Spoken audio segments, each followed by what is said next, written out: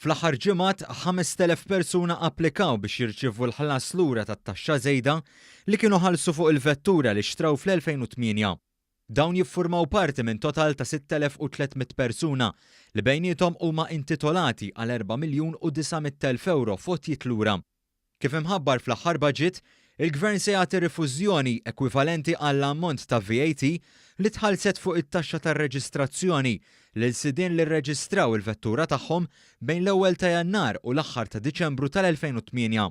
Minn dan l-ammont irid jitnaqqas l-ammont ta' 110 euro fuq vetturi jew 55 euro fuq muturi li kien diġà tħallas fl-2014 meta tħabbret l-iskema.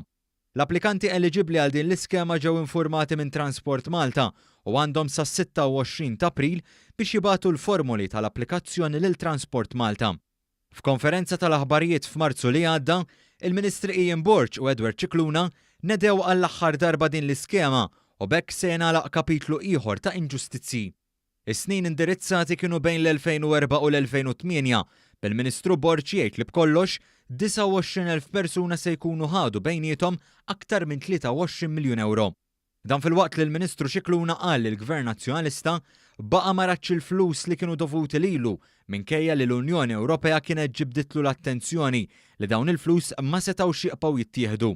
Ir-rifużjoni se titħallas f'pagament wieħed permezz ta' ċekk u dawk kollha li huma eliġibbli iżda qatt ma applikaw jistgħu xorta jimlew l-applikazzjoni għar-rifużjoni sas-26 ta' April li ġej.